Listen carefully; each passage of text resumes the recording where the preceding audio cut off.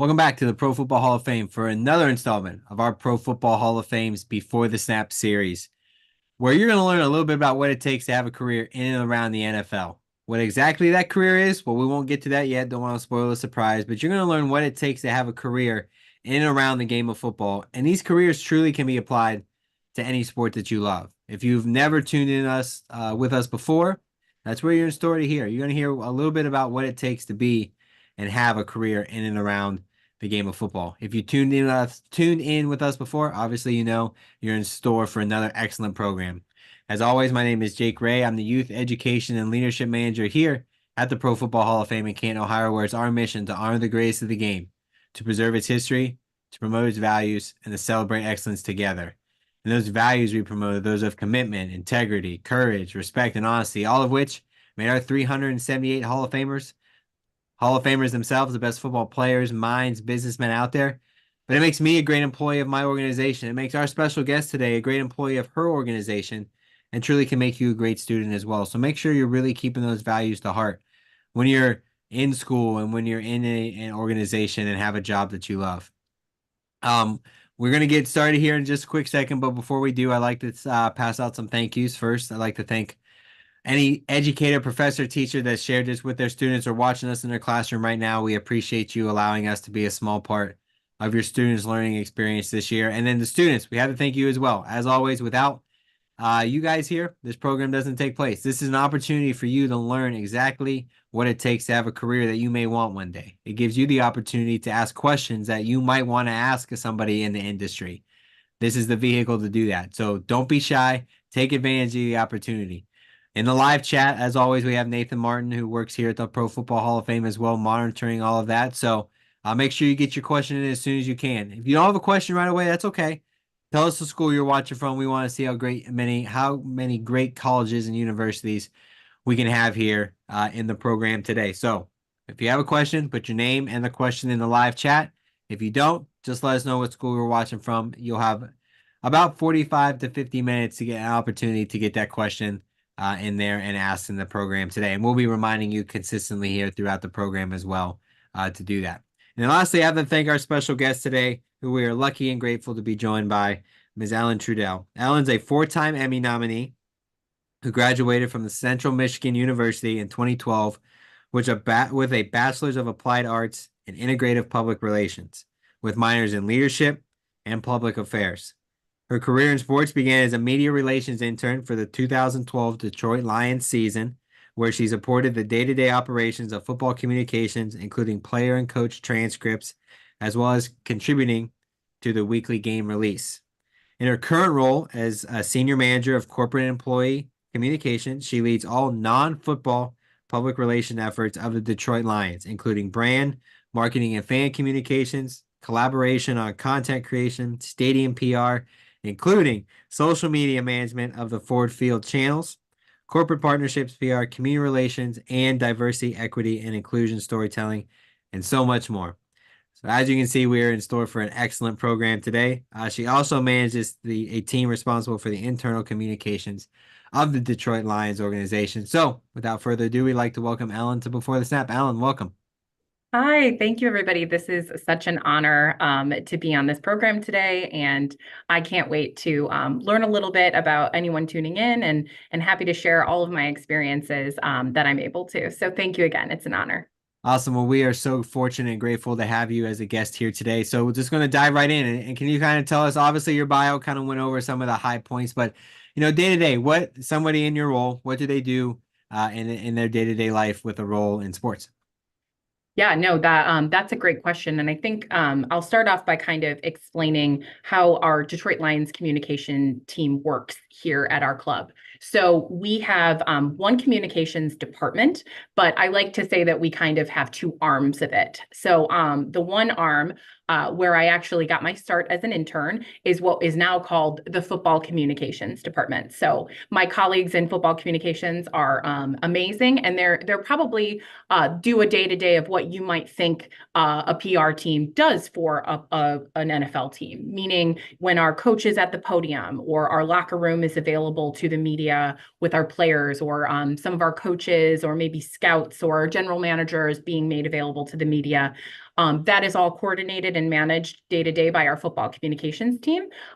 Anything that happens truly X's and the O's or on the field, as I like to say, our football communications and their team leads and manages day to day. Whereas I always joke that I'm everything else. So everything else in an NFL team that does not happen on the field, my favorite phrase is everything that happens off the field, I lead the storytelling around. And that means with our external channels, whether that's our owned and operated channels like our website and our social accounts, or if it is with our external media partners. And kind of what Jake already went over, it is all of the things that you might not necessarily attribute to the team directly, like our corporate partnerships team, like what businesses that we work with to kind of get brand awareness for their business and for our business, what we do out in the community, how we have our boots on the ground with giving back, doing events at Ford Field that are not Lions games, like concerts, whereas also telling the story of what fans can experience at Lions games and what they can come to expect and why you should come to a Lions game rather than watch it at home on TV if you're able to. And so the question about what my day-to-day is, one of the best aspects of my job is that I can tell you that it is truly no day is the same. And that's really the main difference between what our football communications team looks like and what we do on the corporate side of things. Our football communications team is very much aligned with the football schedule and when practices and that what the NFL calendar is, you know, when free agency opens and OTAs, mini camps, training camp, the actual game weeks, and when players are off, the football comm team is usually working on the weekly release and you the joke that they always say is that you know what day it is by the work that you're actually doing, whereas on my side of things I could be having a meeting with a government official and then go right into a conversation about, you know, a marketing campaign and something a lot more fun that we're doing for our fans. And then sometimes, like today at Ford Field, it was difficult to get into the stadium today because there's a high school wrestling state championship happening. So, you know, being on the ground here at Ford Field, if anything came up stadium wise, like I could assist and kind of tag in. And I will say that that's something that with my personality and my interests, I love the idea of variety. I like that it's kind of always on the go and always different. And I'm not a big structure schedule person. So this sort of traditional PR that I do on earned media versus a managing information, it really suits my skill set and suits basically who I am as a person. Awesome. So it sounds like you do a lot. Obviously, you mentioned all the different departments you work with and trying to balance all of that. What are some of the skill sets it takes to balance that workload? Obviously, like, you know, you think of football communications, it's everything that's doing with the team itself, but all of your responsibility, you're working with pretty much every other department on the business side of the team. So how do you balance that? And what are some tips and tricks that students can use that might have a heavy workload or a heavy plate and some of the things they can do to help balance the same workload that you would have?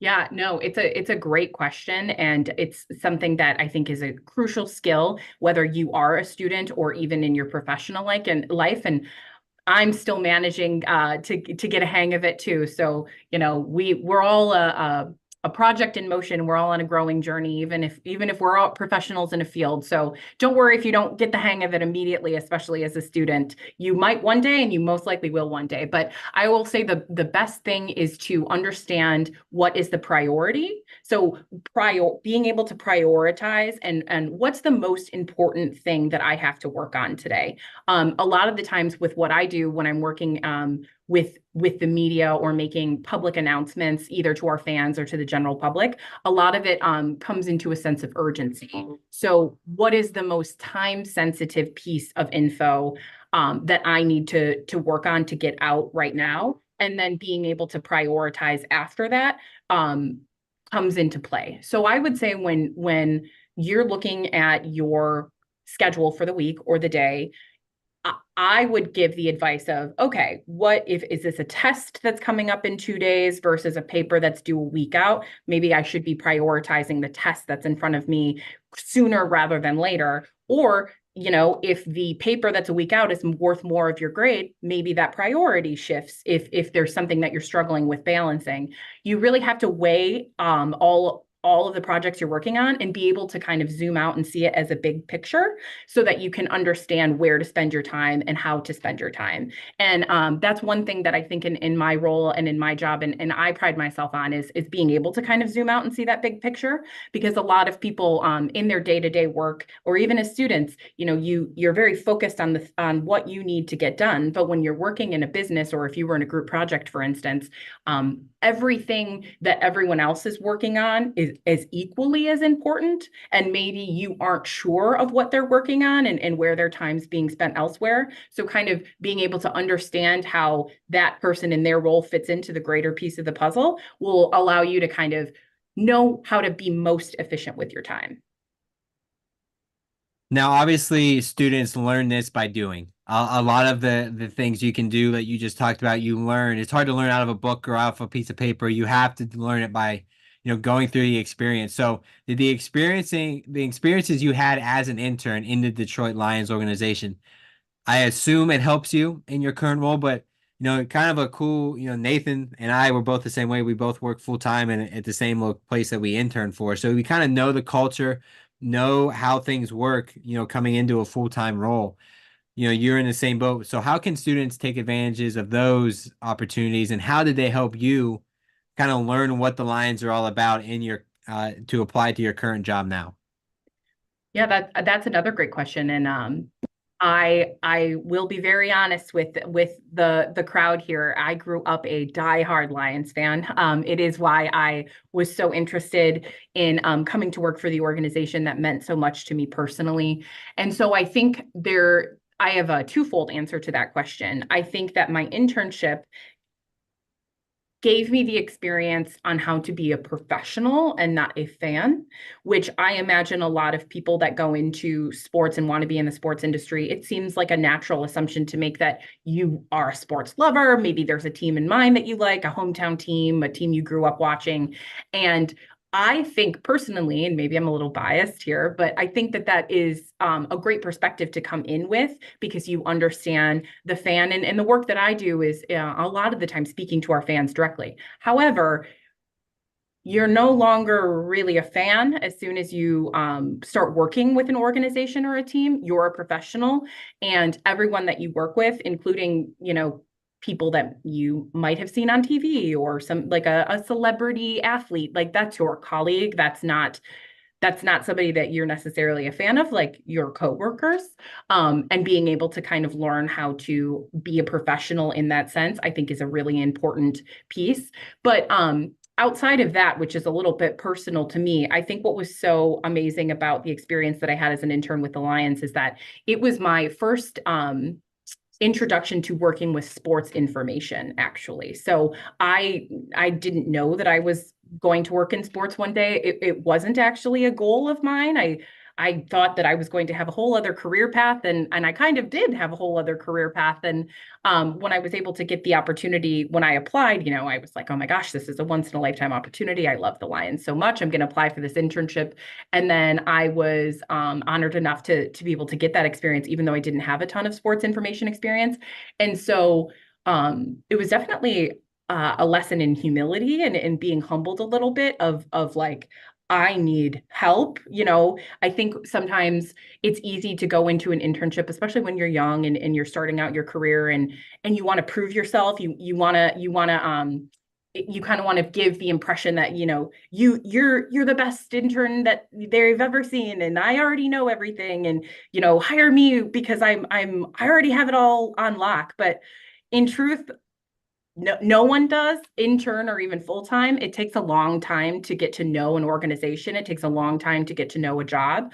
So I was able to come into the internship, and I had such amazing people around me that were willing to teach me, and I was so eager to learn. And so not only did I learn how to transcribe and work with sports information, but I also got my feet wet in the idea of like wow, there's so much more to learn and there's so much I don't know. And so on the football side, which is where I did get my start, like being able to learn what our training facility was like and who does what there and what the kind of culture is. And then even coming back full time, I'm based out of Ford Field. I'm based out of our stadium now because that's where a predominant amount of our business units operate from.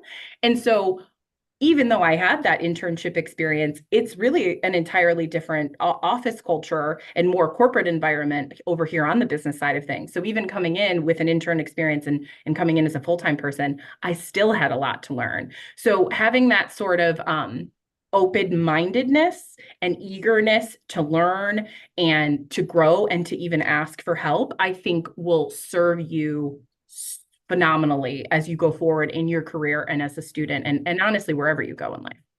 I think it's cool you talk about the idea of working in Ford Field versus working in the corporate office and working. I always like to ask this question because I think it's unique to sports to where, or specifically sports teams and organizations where there's a football side and the football side has its mission, its values, its drive, its goals. But there's a business side too that have those same type of ideals, but they do differ a little bit.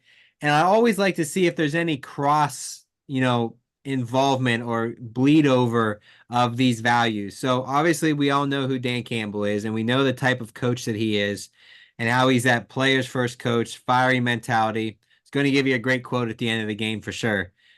Does any of that, kind of find its way over to your side and to the business world of the Detroit Lions? Is he sitting in meetings? Is he talking to marketing? Is he looking at graphics?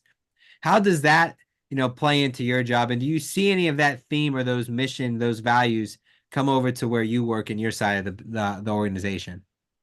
I definitely think, there are certain things in which because we are one team, we are one organization. So there are definitely crossover projects or things that we work with the true football side on. But more than that, I would say, yes, we do have a shared sense of values and a shared sense of culture because it stems right from our owner, Sheila Hamp, who is incredible and does incredible work. And when she took over the leadership of our organization, she had a plan put in place to create a committee to find our head coach and our general manager, Dan Campbell and Brad Holmes, who are doing such an incredible job. And then her leadership team, the executive team that really works on the business side, we all kind of have those shared senses and shared identity as one culture of the Detroit Lions. And so we are able to kind of operate as a business with the same mentality that our football team has because our leadership is so excellent at the top. Awesome. I always love that. And then we kind of get that answer when we talk about this with different teams. I always like to talk about it when you do have a head coach with the personality like the Lions head coach, Coach Campbell does have, because you do see that, bleed over a little bit more. So I always love talking about that because I think it is unique to sports and provides a good insight on, how it happens and how important it is for an organization. So with that being said, I know we got some students who want to ask some questions. So we're going to throw it over to Nathan Martin, Youth Education Leadership Coordinator here at the Pro Football Hall of Fame. He's got some questions from our students. So Nathan, whenever you're ready, take it away. Yep. Thank you, Jake and Ellen. Thanks for being a part of the program with us this week. Really appreciate the insight that you've been providing. And you kind of referenced this experience a little bit already. And we did our background research. We knew you started out as an intern and you worked your way up from that standpoint. One of our student questions, this comes from Jesus, his student at University of Oregon. And Jesus is just curious, how would you advise students to be looking for those internship opportunities while they're still going through their college experience, their undergraduate degrees?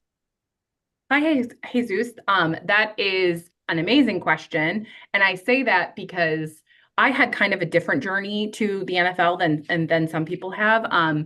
Whether or not, maybe some of you are listening are looking at sports management degrees or working towards a sports management degree, or maybe some of you are already working within your athletic departments at your respective universities or colleges. And that is great experience. And especially if that's what speaks to you, absolutely look for those opportunities while you're still in school. But I actually because I wasn't sure that I actually didn't know at all that sports is where I would end up. I was looking for other opportunities in PR while I was an undergrad that were aligned to my main driving interests. My personal interest, my whole career has been kind of shaped by how can I give back to the city of Detroit. It's a city I love so much. It's where my parents are from. I grew up going into Detroit my whole life, and I've always just been obsessed with the history of it and then the narratives around it too. And so then when I knew that I wanted to be in PR, I think figuring out where you want to be and what lane you kind of want to be in as a professional, which is a hard place to find. Don't get me wrong, it's easier me saying so than it is doing. But once you kind of know what lane you're going to be in, I used my interests in the ways in which I wanted to give back or what my passions already were to look for opportunities that kind of reflected that where I was. So, and in my program at Central Michigan University, we actually had a requirement where we had to have a credit, an internship credit as part of the program to graduate. So I was able to take an unpaid internship for credit at the Detroit Metro Convention and Visitors Bureau, which is an opportunity to promote the city of Detroit for people to come as tourists or for conventions or other sort of networking conferences to come and be hosted in the city. And so I was able to get my feet wet figuring out how to talk to different audiences, all within the one lens of promoting the city of Detroit. So all of this is to say, I think being open-minded about the experiences that you can uncover and the places that you can seek out internships, they don't necessarily have to be in sports for you to end up in sports. I think the main thing is to figure out what you like, what drives you, and then be able to get experience supporting those interests while you're in school. It's the perfect opportunity to get your feet wet as much as you can in as many different industries as you can. And I'll admit I'm a hiring manager, and I love coming across resumes that have a multitude of experiences as opposed to just only athletic communications. Again, different hiring managers look for different things, but I like when people have a wide breadth of experience. So my personal advice would be don't shut yourself off to anything. Be open-minded and seek out as much as possible and anything you think you might like, because now's the time to do it. What I love in that response, though, is uh, obviously you love the Lions, you love the city of Detroit. You've made that clear, but you also just have a passion for wanting to give back and communications and being a storyteller. You use the term narrative in there, and like you've kind of found this perfect career that meshes all those things together. And you were honest. You said it's easier said than done, but if students can really just pursue finding what that is for them, that will result in the best case scenario for them. Because if you just get into sports because you're a sports fan, you're probably going to get burned out, or you're maybe not going to be a very good employee because that's not a strong enough reason, I guess, to work in that industry. So hopefully that's great advice that the students can latch on to. We got another question from a student. This is a student from Webster University, Cameron. And I like that you mentioned you're a hiring manager, so that you'll be able to give some great advice here. Cameron wants to know, what can I do on the side? So there's the coursework you have to take. There's maybe the required internships that you have to do, but on the side, maybe it's that volunteer experience or whatever it may be that you think would strengthen Cameron's resume or just any student in general. Yeah, Cameron, I think that that's a great question. And as I mentioned in that previous answer of having like a breadth, a wide range of experiences, Jake mentioned it earlier, but I have a leadership minor, and at Central Michigan University, I was actually lucky enough and honored enough to have a scholarship there as a leadership advancement scholarship. And at the end of that, I had that minor. But as part of the scholarship, we were required to have certain extracurricular activities, and I'm kind of an extracurricular nerd as it is. I started in high school and I was in a million clubs just because I like being active, and I'm a curious person. So I'm always like, what can I join? What can I do? Where, I like learning about myself, as cheesy as that sounds. So I think like an extracurricular activity while you're in school would be huge. Now, I'll give you an example personally. I knew I wanted to be in PR. I knew I wanted to be in public relations and work with the media. So PRSSA is the Public Relations Student Society of America. There are chapters across the country at most universities, I would guess, that offer any sort of communications or PR programs.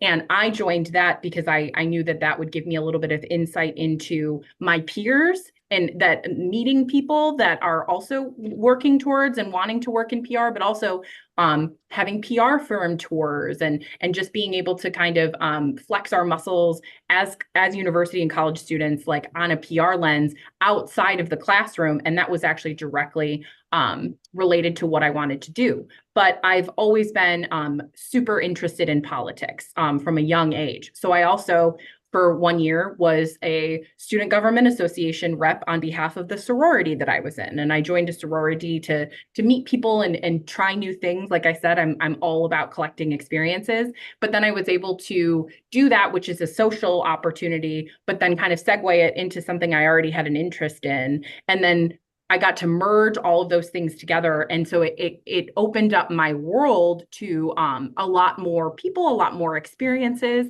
And those are great things to have on a resume because it shows that you're well-rounded. It shows that you are willing to take on maybe things outside of the normal scope or be proactive, and even some time management skills, which is kind of what we were getting to earlier in the conversation about how to prioritize things. Like all of those things will look really strong on a resume.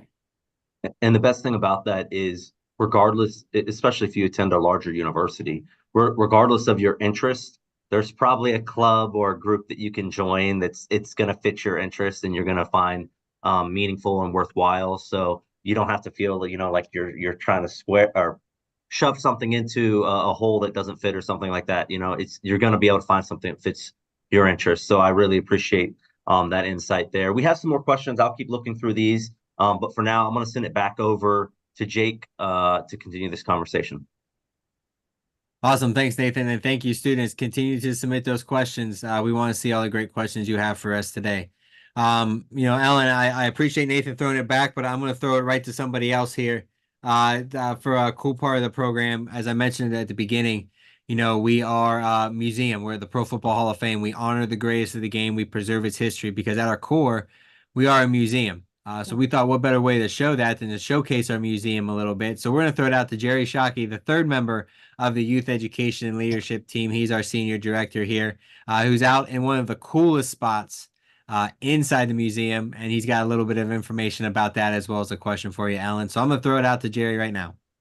All right. Thank you, Jake. Ellen, thank you for taking time out of your busy day to join us here for Before the Snap. And students that are tuned in from across the country, keep submitting those questions. Connect with them on LinkedIn, all the great opportunities to network and just get insight into the industry.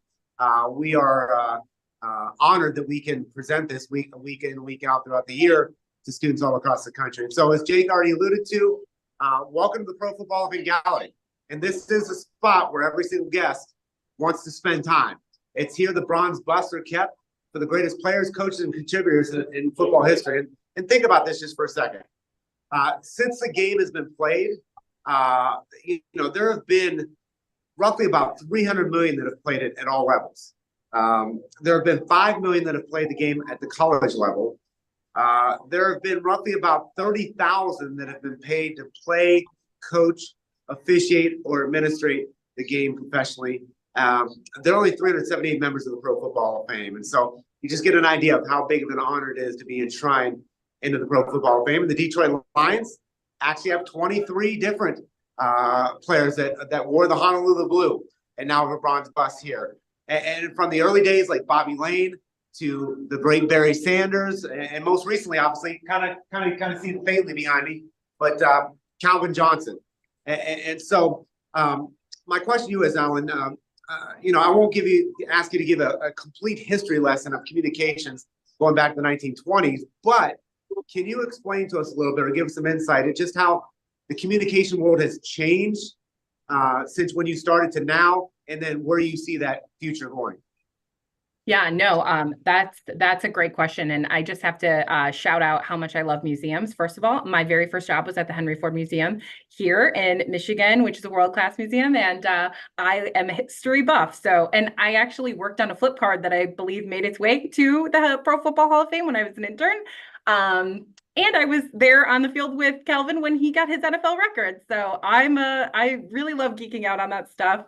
So I appreciate the kind of showcase of all of the busts, and the history of of communications and where it's going, I think is a really crucial one. I will be transparent about my journey and how I found myself in PR and communications. So I knew from a young age that I loved to write.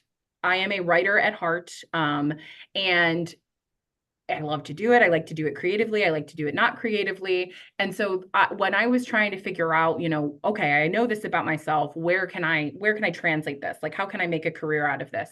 Journalism was one of the first things that I thought of, in one of the number one industries that are very well known. And I respect journalism, and journalists to an unbelievable degree. It's why I ultimately wanted to work in PR and with the media, because I have so much respect for those journalists and for the industry itself. But even when I was in college, I understood the journalism world was changing at a rapid pace. When I was in college, I feel like I'm really dating myself, but blogging and blogs were kind of like at the tail end of their importance when I was just getting into college. And truly, social media as a journalism entity has started to rise. I was in one of the first social media electives that my university offered, actually. And newsrooms were shrinking, which is, unfortunate for a plethora of reasons.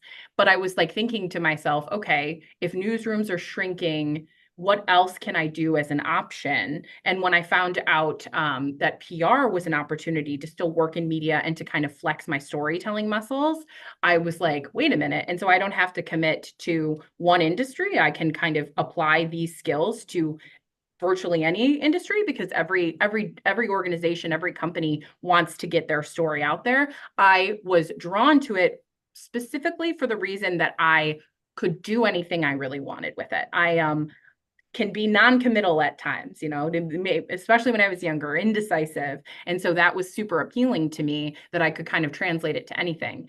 And I would say in my time working in PR, it's been since I've been a professional, newspapers obviously have started to increase their subscriptions. Like what was once free articles and publications are maybe now moving into a more subscription-based model, which I think is important so that we can keep those newsrooms intact as much as possible. But it's harder because that means that there's a barrier to access. So you have to kind of think more strategically about maybe your owned and operated channels or other avenues. Maybe you focus more on TV than print or radio because there isn't a subscription fee, or you work with journalists that have a subscription-based model, and maybe something you're working on is open to the public because it's really crucial public information.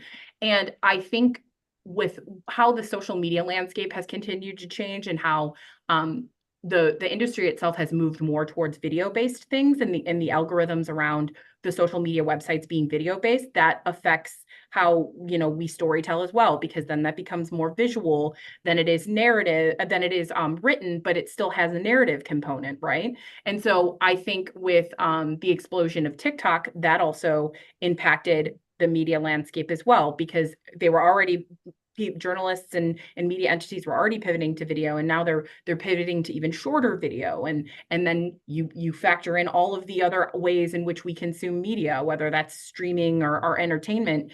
And that industry is not static, and it is not stagnant.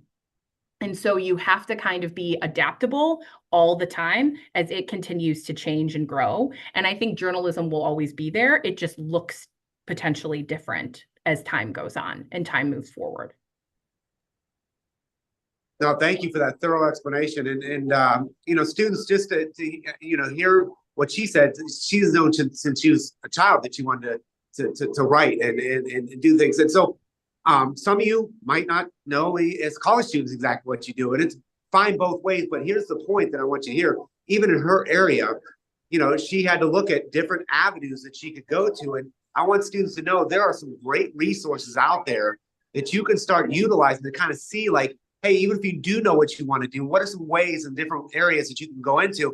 And two areas that I want to suggest all of you to go to is number one, just search NFL media guides. Go to the NFL's website, open up team media guides. Most teams have a staff directory in there. Most teams have 200 to 300 employees.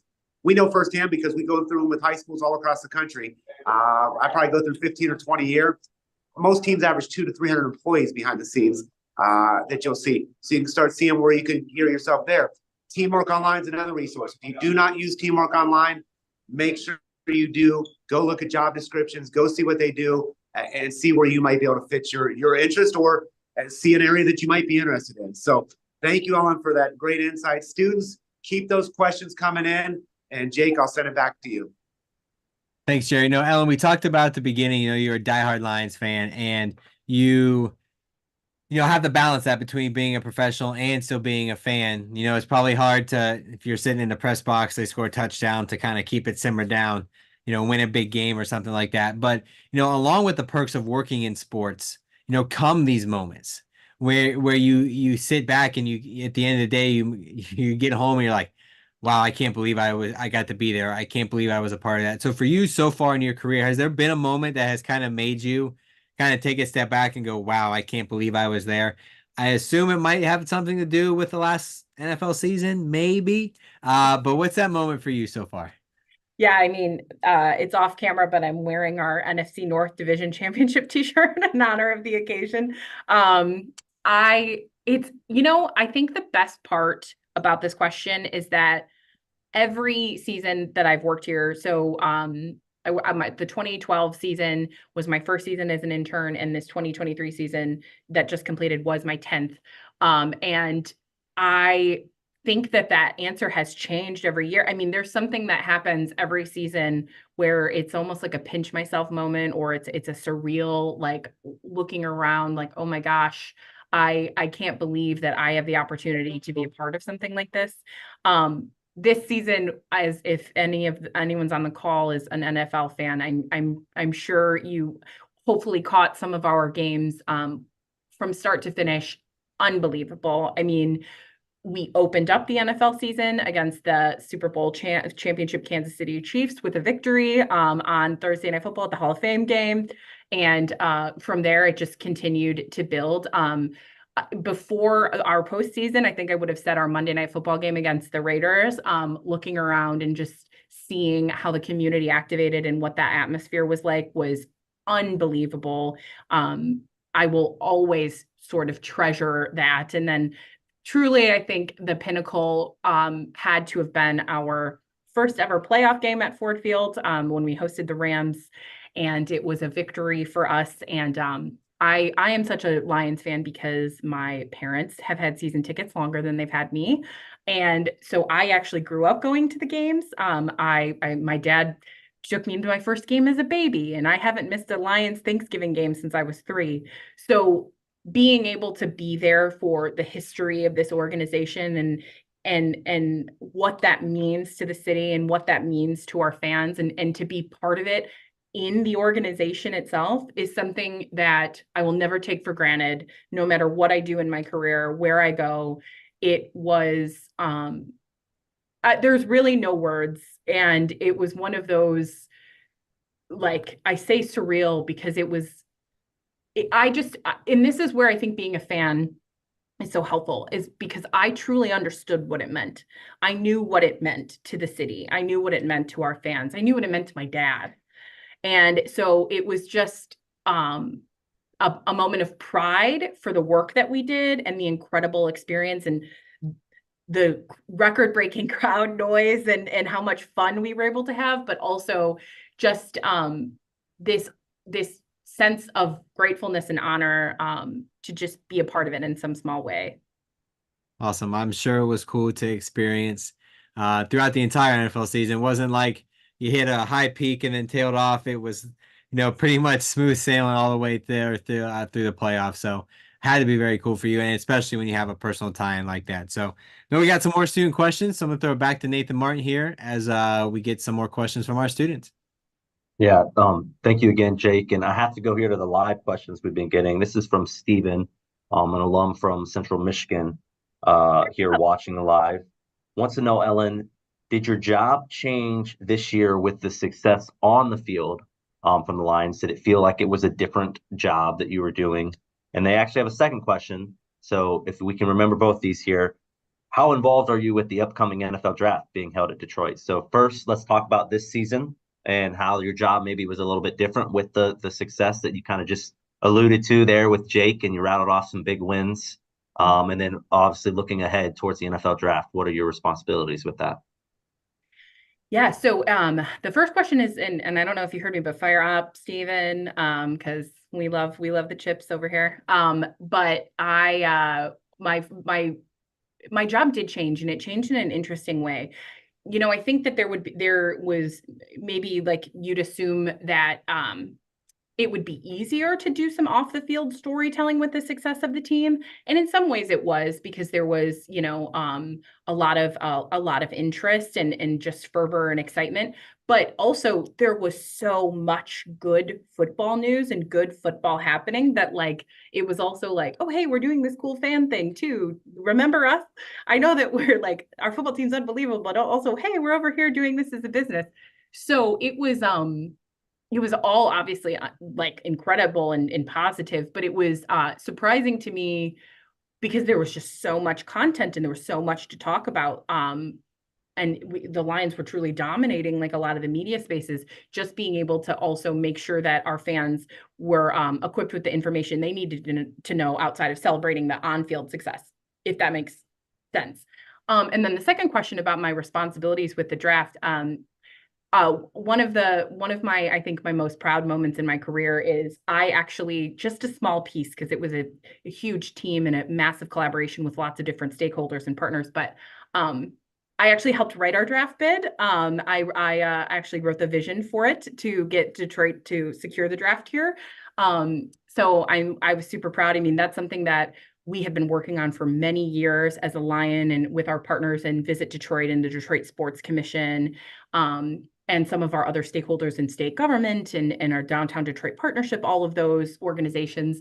And so being able to see that come to fruition, and I was actually on several, my 9, 10, and 11 meetings before this were all actually about the draft in Detroit. So I am on our local organizing committee, communications committee, for the draft. So I have a lot of responsibilities as it pertains to the city itself, and getting the word out when we have street closures and all that know before you go information, because I'm on that committee, and strategizing with that in a greater sense to, like, the general public, and then also where our Lions activations fit into that, which is all, coming soon and being finalized and determined now. So taking the opportunity to talk about the draft in and of itself and help promote that from a league level, but then also how our Lions fan activations and organization is activating in our local draft opportunity as well. So that's kind of where I fit in. That definitely has to be exciting, just because, I mean, who knows the next time that Detroit will get to host the draft. The NFL has been really pursuing different sites, so it might happen again in your career. It might not. But, Right. Knowing that you had a hand in bringing it to Detroit, the city that you love so much, has to be really, really special for you. And that leads us into our next question here. This is from Derek, again, a viewer that's watching live right now. Wants to know, if you had to pick one thing, Ellen, what is your favorite thing about working with the Lions in the city of Detroit? Oh, Derek, that's a loaded one. I know one thing's probably challenging for you. One thing. Yeah, I will say, this is another piece of pride that I have.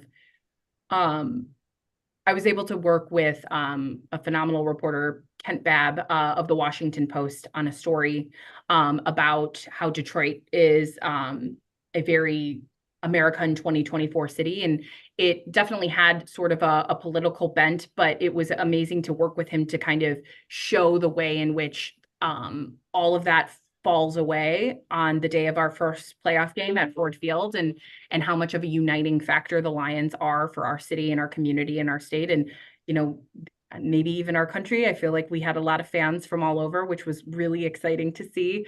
And so I think the number one thing, if I were to put it down on paper, would be being able to use the Lions platform, which is unlike anything else, to give back to Detroit, to promote Detroit, to show the world the Detroit that we all know, and maybe they don't know yet.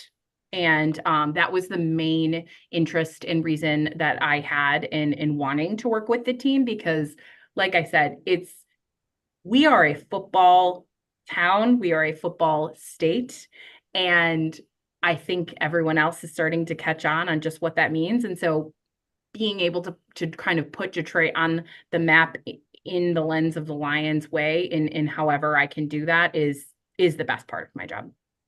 What I love, and I think is so beautiful in that response there, is when you're talking about that article that you got to work in tandem with the Washington Post on, and how our country can be divided over a lot of important issues oftentimes, but something about the game of football, when everyone puts on their Honolulu blue and they show up to Ford Field for a Lions game, none of that matters anymore. What matters is they're saying, hey, we're all Lions fans and we want to beat the Minnesota Vikings or whoever you're playing that week, and everyone's united. And it's something that's so beautiful about the game of football. It's something that we love to talk about and promote here at the Pro Football Hall of Fame. So I love that you made that point there. I do have one more question from our students, and then I'll send it back to Jake. And this is from Chris, a student from Bloomsburg University of Pennsylvania. Talked about internships earlier, so I don't think we need to rehash that necessarily, but more specifically, looking for internships, what avenues have you seen? Are there certain websites? Chris is actually asking, is LinkedIn worthwhile if you're looking for an internship in this field? So maybe just speak to the methods of finding those internship opportunities, and that I think would be a good way to answer Chris's question. Yeah, I can definitely speak to the Lions LinkedIn. I work with our marketing and our people teams on LinkedIn content from time to time, and I think we do an excellent job of promoting opportunities regularly in all of the different departments that the Lions are hiring for. So I can really only speak to us directly, but I do think that it is a great resource to at least start with, to follow maybe a team you're looking for, or maybe an organization that you have an interest in, to see and kind of understand what their cadence and their content is. And like I said, the Lions are great about it. And we actually just posted a social media internship position that the Lions are hiring for right now. And that actually went out through our main social channels, because when you think about it, that makes perfect sense, right? That's the place where we're looking for somebody and experience and skill set. So I think the Lions in particular do a great job of putting information out there where people can find it. And we have some great we have great recruiters on our staff and opportunities on websites, but then we also do go out to career fairs. I think that our people team, they were actually at an HBCU career fair, if I'm not mistaken, last week, and I've done them locally. I also, when I was in college, I would go to the College of Business career fairs, and I actually have done a College of Business career fair, even though my program wasn't through that as a Lions employee. So I think LinkedIn's a good place to start. I think team websites, that if you have a specific interest, are a great place to start. But then also, I wouldn't rule out a good old-fashioned career fair either. I think all those are great options. I think that falls in line with a lot of our previous guests on Before the Snap have said. LinkedIn can be a valuable tool if you use it correctly. There's nothing that beats getting to talk to somebody in person at a career fair. The team websites, some others have mentioned Teamwork Online is a great resource, just because so many different teams utilize that place to do job postings. So if you're looking for the jobs, you're going to be able to see and find the postings. So I just want to encourage our students to continue doing that, continue to brush up on those resumes and cover letters, and hopefully you guys will be able to find the jobs that you guys are looking for, the internships you're looking for. But Ellen, on behalf of myself and the students, thank you so much. Everything you've had to say has been great insight. It's been really valuable information for the students, but I'm going to send it back over to Jake to kind of wrap things up here for us today. Thanks so much, Nathan. Yes, thanks, Nathan. Thanks to all of our students as well who got their questions in today. Ellen, got a couple more things we want to wrap up with. And the first thing we want to do, we have a rapid fire question segment. Okay. Are you ready? We got 6 ones. First thing that comes to your mind. Are you ready? Yes, let's go. All right. Number 1, LinkedIn. Great way to network. just another social media app? Just another social media app. 2, GPA on a resume, leave it on or keep it off? Leave it off. 3, social media accounts, public or private? Depends on what you want to use them for. Number 4, jeans at work, all day, every day, only on casual Fridays, or never? All day, every day. Number 5, coin toss, heads or tails? Heads. Finally, you score a touchdown, go-to touchdown celebration. Oh my gosh, like a disco move for sure. I love it. I love it. All right. Final question here, back to more of a serious topic. Sure. Talked a lot of great things today. So first and foremost, before I ask this, I want to thank you so much for giving time out of your busy schedule to be a part of the program, speak to us here in Canton, as well as all the students who tuned in and answer some of their questions. So thank you for that. Last thing we want to ask is that last piece of advice, that one nugget of information, that one thing that if anybody leaves this program with today, this is what they remember. Could be something we've already discussed. You want to reiterate? Could be something we haven't touched on yet. That one last piece of advice you want students to take away from today. I give this piece of advice frequently. It's definitely tailored to PR students or people that are interested in PR, or what I think makes a good PR professional. And it's just my personal opinion, but I do think that it's a transferable skill. And I always reiterate, especially if you do want a career in sports, the ability to be adaptable, the ability to kind of stay ready, but also have an open mind about where you think a project is going to go, how you think things are going to unfold, because best laid plans, right? It's not every time that the plan goes exactly how you think it will. And so your ability to kind of adapt and overcome adversity, even if it's on the fly, even if it's in real time, is a priceless skill, especially in PR. And you also, you never want to let somebody see you sweat in that way. So sometimes like, yeah, this was the plan all along. And it's not flying by the seat of your pants as much as it is being prepared and over prepared so that you are ready for any outcome, no matter what happens.